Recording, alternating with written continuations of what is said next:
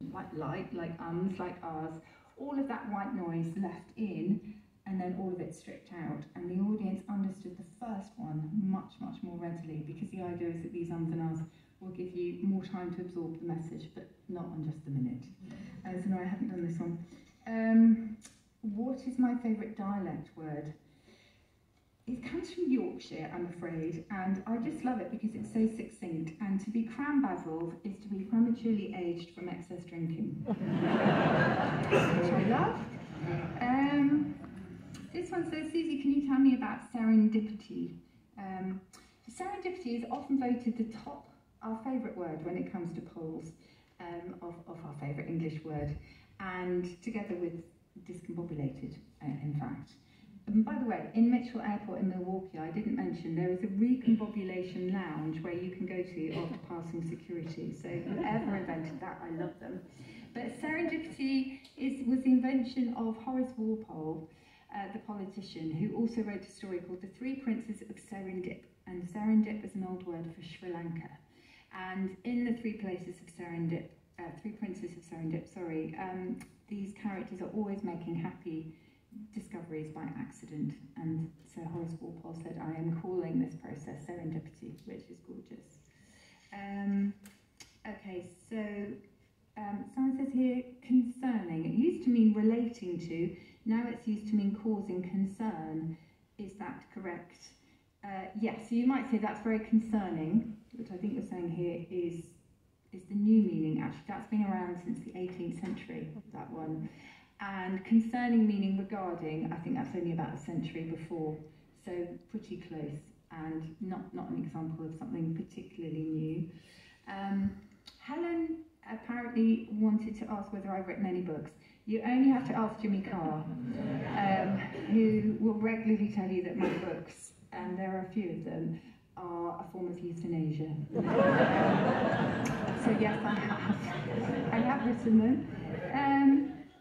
This is from Lee. Please could you offer any history of the use of Ludlow as a noun, meaning an article placed to steady a wobbly table? Is this true? Are you Lee? I've never heard that.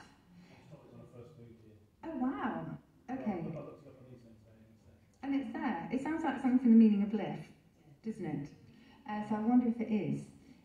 I love the meaning of lift, if you know this. So it's written by John Lloyd and Douglas Adams, and they take place names and fill English gaps, much as Ben Schott did, by using a name and then giving it a definition. So one of my favourites is Harpenden, which is the endless stream of exchanges that you get when you're trying to finish a phone conversation. So, love you, bye, yes, see you, and so on. That's a Harpenden. And there's also Abilene, which is the cool underside of your pillow. So I like Ludlow. I have a feeling it may come from that, but that's great, because I don't think we've got a word for it otherwise. There's something beginning with P that might mean that, but I can't remember it. Can you tell us if Giles Brandreth really is the cleverest person in the world? Giles is lovely. He's my podpanion, my podcast companion, and he's very clever, but he's also met absolutely everybody. Seriously. So my favourite anecdote of the last month was him meeting Michael Jackson in a lift, where he got in a lift, Michael Jackson got in with his bodyguard, and Giles, being Giles, said, "Hello, Mr. Jackson, lovely to meet you." I reckon if he met Meat Loaf, he'd say, "Hello, Mr. Loaf, lovely to see you." And Michael Jackson didn't reply, and as he got out the lift, Giles said to his bodyguard, "I hope I didn't offend Mr. Jackson." And he said, "It's a Monday, sir. Mr. Jackson doesn't talk on a Monday." So he is very clever.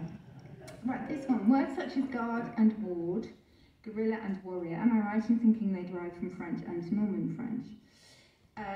Yes, we often borrow words twice. So when Norman French came over, I've mentioned how we struggle with pronouncing foreign words. We often created a kind of Anglo-Norman hybrid, as it was called. So we do have things like guard and ward, one from the French garder and one from ward, because it was easier for us to say. We also have a warranty and a guarantee. So those mean exactly the same things, but they were taken in at different times and created at different times. So they're called doublets, and they are great. Okay, I won't read too many more. I've done that one. What is the meaning of life? Lovely. I could only give you the dictionary definition, really, but I would definitely refer you to the meaning of life. Can you tell me about the word fontanelle? Oh yeah, the fontanelle is that little soft spot on a newborn baby's head, and it is related to fountain actually, because the idea is fontaine in French. The idea is a little dent from which something springs. So it's quite beautiful, really, that fontanelle. Oh yeah, I'm going to finish with this. I get asked this almost every show that I go to, actually, and it's such a brilliant question. It is, why do so many idiots mispronounce scone as scone? Okay, what do you say here?